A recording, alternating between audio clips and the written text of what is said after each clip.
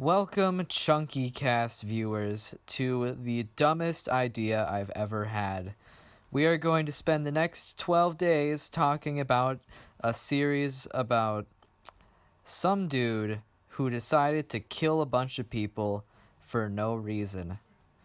This is day 1 of the 12 days of Halloween.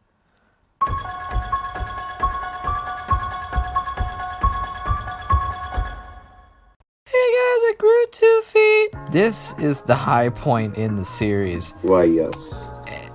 And I liked it, but there are definitely some problems. It's the best it gets in the series. There's really no way around the other ones. But at least the first one is, good.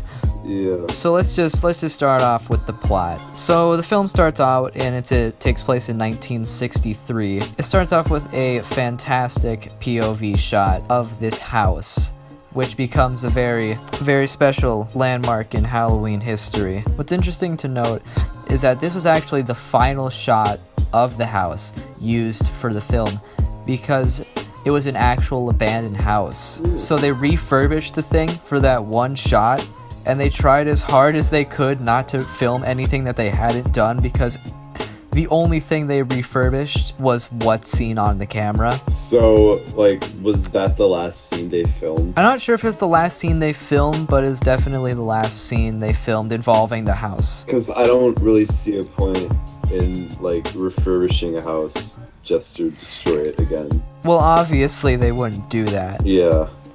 Yeah, this movie had, no budget, so... Yeah, that house was moved down the block and is now a chiropractor's office.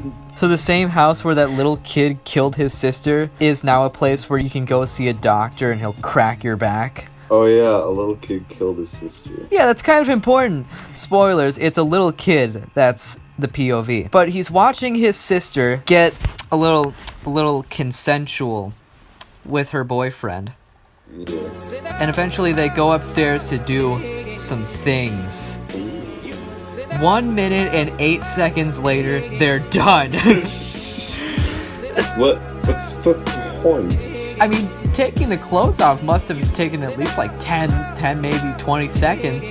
So really, they only left 40 seconds. And then putting it back on. This guy is like the Flash. He's in, he's out. He just goes by all the houses. In and out, in and out. In and out, yeah. All the houses on the block. They're in a very consensual relationship, but that doesn't actually last very long because the kid goes upstairs, he grabs a knife, and he stabs her. He stabs his sister. Surprisingly enough, he doesn't stab the boyfriend who defiled her. Yep. But the best part about this scene is the fact that at 5 minutes and 35 seconds, we have tits. Yes! They're pretty good tits. Why, yes, of course. The only downside is that you only really see them in a mirror and on a bloody corpse. Mm-hmm. There will be a lot more tits in the series, but it will mostly be corpses. Like we said, this is the best it gets. This is the best it gets. It's all downhill from here. So you see him stabbing his sister, and then he starts looking at his hand for some reason, and the stabs don't really seem to be connecting anymore. He starts stabbing her, Yeah. and then it looks like he starts stabbing the wall. I know you had a low budget, but if you're gonna make a kill scene, then at least make it convincing. This is one of only about 3 scenes in the movie that involves blood. Yeah. What's interesting about that is that it does create a really interesting ambiance that Michael doesn't really need to be gratuitous with his kills. But really it was just a budget reason. everything that went wrong with the film is budgetary reasons. And that stuff, wouldn't that stuff carry over throughout the series? Well, they tried to have a sort of no blood, no guts, everything's really sort of mellow sort of feel. But that didn't really last very long. As we'll see next time. So he walks downstairs, and his parents come home. And they're like, Michael, what are you doing? 'Cause it's Michael Myers. It's the Michael Myers. It's the Michael Myers. Yeah. Yeah, he's the guy that goes around and kills everyone, in case you haven't figured that out yet. Yeah, he's kind of important. Yeah, just a bit. He's kind of a minor character. Yeah, he's a very minor character in the Halloween series. He might... Yeah, I mean, it's not like he's on the poster and everything. He might come back later, we'll see. So, it cuts from a first-person shot to this really great sort of tracking shot where it pans out and you just see the blank expression on Michael's face. Yeah. Now, they say that it's blank and that he feels no remorse, but I don't know, he looks very worried. Yeah. He's like, oh my god, I just killed my sister. Oh no, I'm gonna be institutionalized. Oh no, my parents are gonna ground me. I'm not gonna play Fortnite anymore. I'm gonna lose my iPad privileges for the night. I'm gonna lose my Nokia privileges. I'm gonna lose my Wii Sports privileges. All because I killed my sister. Just for the night, but tomorrow it'll be all Everything will be fine tomorrow. in the morning. Who's gonna take me trick-or-treating now? So the movie then cuts to 15 years later in 1978, and you see that Michael has been institutionalized for this entire time. And so we start off with a character named Nurse Marion Chambers, Yep. and everyone's favorite character from the film, Dr. Sam Loomis, played by the impeccable Donald Pleasance. Why, yes, the madman himself. Madman Dr. Loomis. Yes. So they're going around and they're going to go pick up Michael for a trial that Loomis doesn't want to go to because, you know, he's a murderer. And he's like... Just try to understand what we're dealing with here. Don't underestimate it. And Chambers is like... Don't you think we could refer to it as him? He replies with... If you say so. So they notice that everyone from the asylum is just kind of hanging out outside. Yeah, just like bros. You know, they just wanted to go Yeah, out. they're just being bros. Yeah. They're just being bros out They just there. wanted to hang out, you know? It's like this guy. They just want to be bros. They're, you know, they're like inside in a cell all day, every day. You know, they need to get outside, get some fresh air in their bodies. Do some bro time. And they seem pretty baffled by it, but I think that they would be a bit more alarmed if they were more realistic. But then suddenly Michael jumps on top of the car they're in. And Chambers, obviously knowing exactly what to do, rolls down her windows. And guess what? Michael grabs her. I'm gonna get out the window, guys. I mean, I forgot that the door handle exists. So she runs out of the car, Michael gets in, and he drives away. This is a very major plot hole. Because Michael Myers has been in that institute since he was 6. How does he know how to drive? Yeah! Did he at least wear a seatbelt? Oh my god, I don't even think we see What if if he didn't wear a Oh seatbelt? no! Did he No! Michael, no, he's wearing headphones, he can't hear us! No! Michael, no! You have to wear your seatbelt, Michael, you might crash! I mean, sure, we'll see that even if he did, he'd probably just get up. But still, he has to wear his seatbelt. This ties in very nicely of the beginning of tomorrow's episode. Yeah, you always have to wear your seatbelt because, you know, sometimes you might hit something or someone. Yeah. But that'll be for another time. Yeah. They do try to explain how he can drive a car in part 6, but it's only slightly implied. And even then, it's a terrible explanation. So Michael's out and about, in what we'll call the Michael Mobile. So then it heads on down to everyone's favorite town, Haddonfield, Illinois. Oh, I love Haddonfield, Illinois. It's not a real place. First of all, it's based on Haddonfield, New Jersey, where Deborah Hill, the co-creator, had, I think either grew up in or lived around. I'm not entirely sure. Yeah.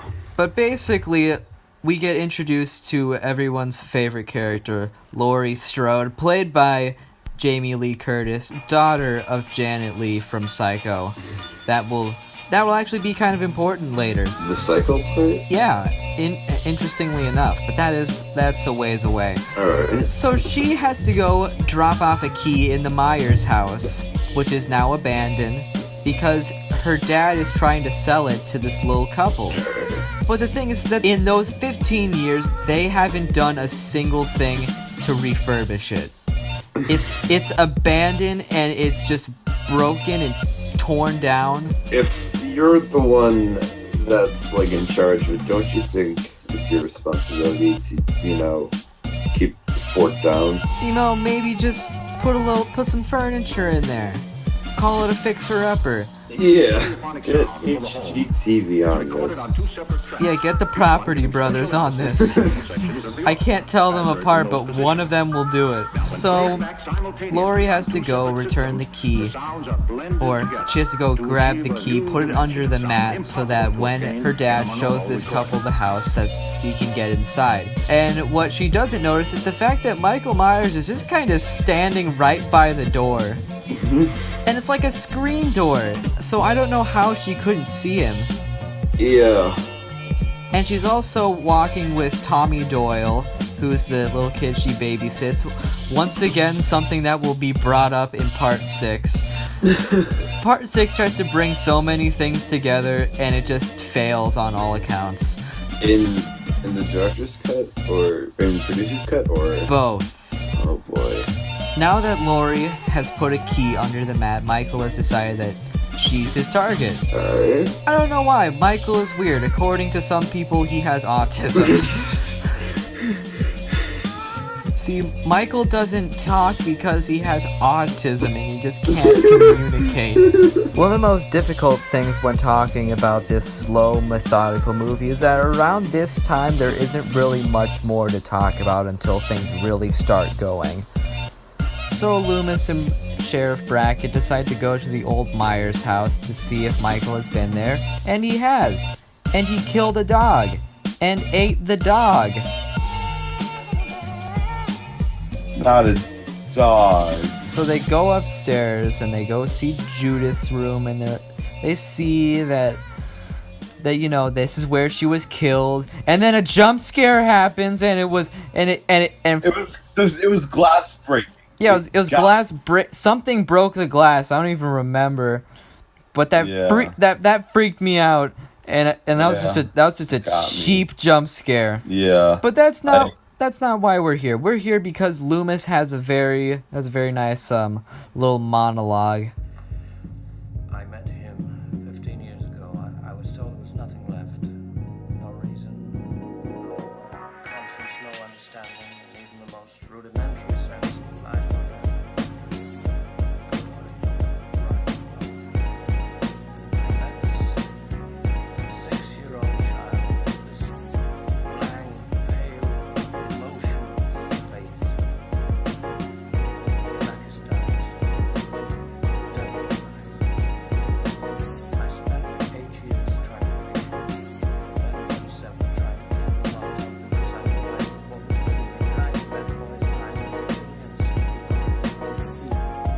So Tommy and Laurie are just having a grand old time reading comic books, which are apparently the devil. Yep. Meanwhile, Annie calls Laurie, and you won't believe what she did. What did she do? She set Laurie up on a date with Ben Tramer. Ben Tramer. So Laurie and Annie are on the phone, and Annie spills like water on herself and decides, oh no, yeah. I got myself all dirty. Let me take off all my clothes. No tits. Yeah. Almost, but no tits. Close, boys. Close, but no cigar. So then she puts on a shirt, which I guess she kind of found. Your dog is barking. I know. That's a perfect segue, because the very next thing that happens is at the Wallace house, which is where Annie is babysitting. They have a family dog, and Michael kills it. Yep. Gives it a big old bear hug. Poor doggy. He didn't deserve this. Neither did Ben Tramer, but that's for next time.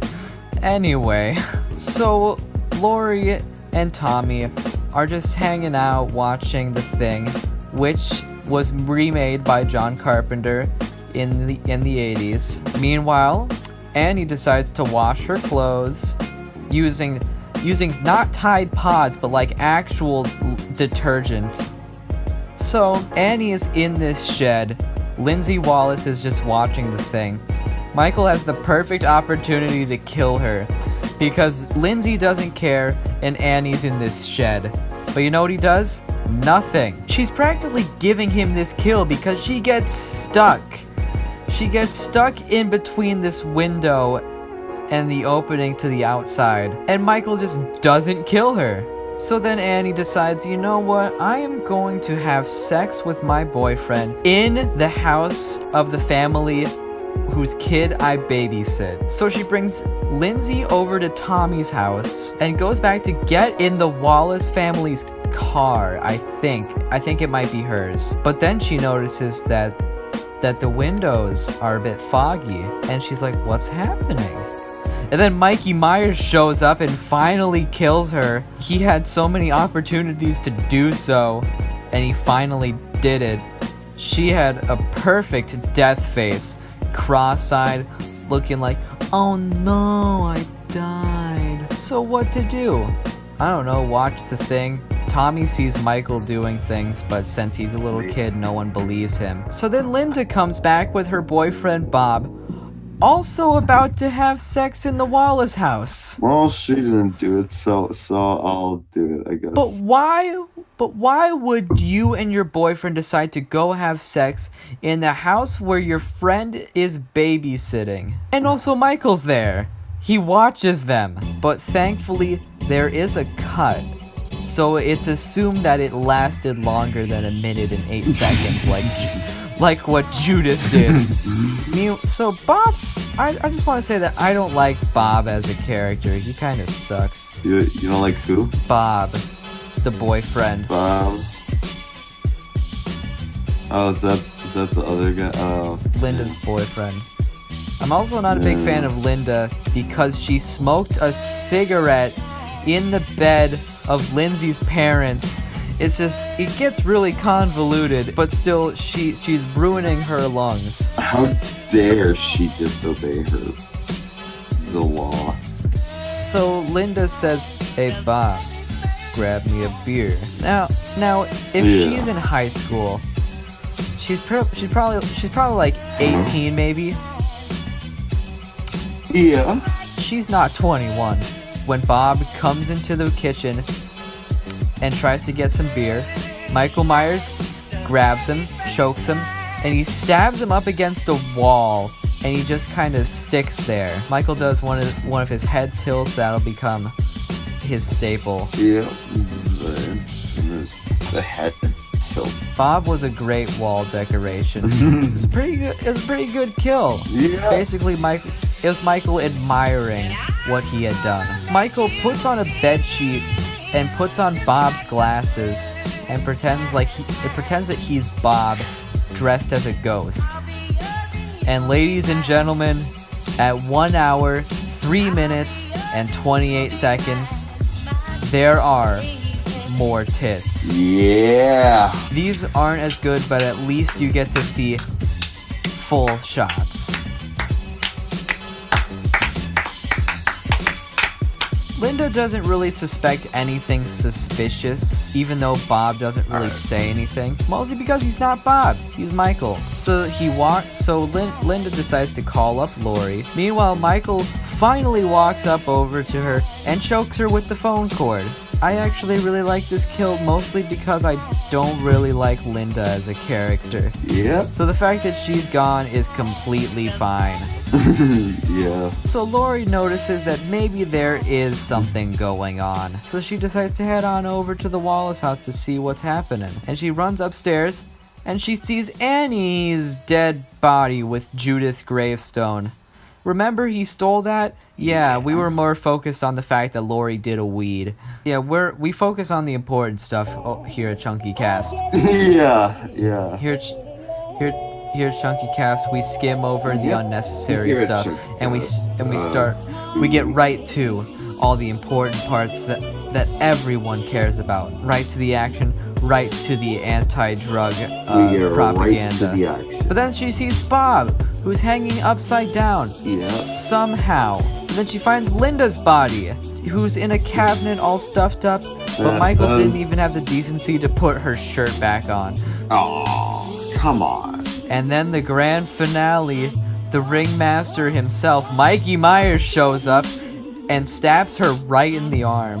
Hey Lori, you like what I did? Hey Lori, check it out, I grew 2 feet. Stab. This is the third time that you see blood in the movie, and the final time blood is seen in the movie. Somehow, Lori falls back, goes down the stairs, and she gets up and she's fine. I think I would get right back up if I fell down like 2 flights of No, just a flight of stairs. No, just she's fine. Her biggest injury was that stab to the arm. Yeah. So she tries to escape, but Michael has put a very well-placed rake in front of the door so she can't open it. But since this is a horror movie, she can just break the glass door. Yeah. Just like how Michael breaks the door open to get inside. So she gets all out and about in the neighborhood trying to get help. Yeah. And the only person who tries to help her is Tommy. But you know, he's a child, so he doesn't serve much of a purpose. He can't understand anything. So Michael's already in the house. He's cut the phone lines. He tries to stab Lori, but Lori stabs him back with a sewing needle. For some reason, she thinks she's killed him, so she throws away his knife. Yeah. I guess leaving it as evidence. But obviously, he comes back. Yeah. So Lori hides in the closet, and for years I thought this was the dumbest thing she could have done. Because why would you hide in the closet? You're basically pinning yourself in a corner. Yeah. But only now, after watching the full movie, do I realize that she opened up the door to the balcony to make it look like she had escaped through there to throw him off. Yeah. So it's actually a pretty smart move. Yeah, it's... It doesn't really work out because Michael immediately breaks open the closet door and tries to, kill her. Yeah. But Lori... Nice try, though. Yeah, it was a nice try. Lori takes a wire hanger, stabs him right in the eye. He's like, ouch, my eye. And he stabs him with his knife right in the chest. And she's like, yeah, he's done. Everything's over. Hey, Tommy, Lindsay, go over to the neighbor's house. Tell him to call 911. There might be a killer. I killed him. Everything's fine. Everything is not fine. He gets up again. But don't worry, Loomis saw Tommy and Lindsay screaming bloody murder while running outside the house, so he knows that it's about to go down. Yeah. So Michael's trying to choke Lori, and Lori takes off his mask. Sees his face, Dr. Loomis shows up, shoots him. How many times does he shoot him? 6 times. 6 times. He falls off the balcony into the backyard, and Lori's like... And Dr. Loomis says...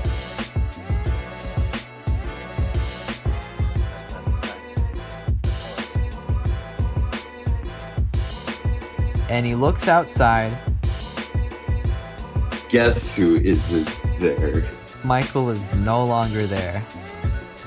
So the film ends on a bunch of establishing shots of different locations in the film, all with the Halloween theme playing and Michael's breathing getting ever so louder. Some other things to note before we get to our overall thoughts is that Michael Myers is played by a variety of different people. Most notably, he was played by Will Sandin when he was a 6-year-old. The unmasking scene was done by actor Tony Moran, and who is probably most famous for playing Michael Myers is Nick Castle, who was only paid just a few dollars an hour to portray him. In the credits, he is credited as the Shape, something that Michael Myers would be credited as many times throughout the series. This was the film that pretty much jump-started Jamie Lee Curtis's career.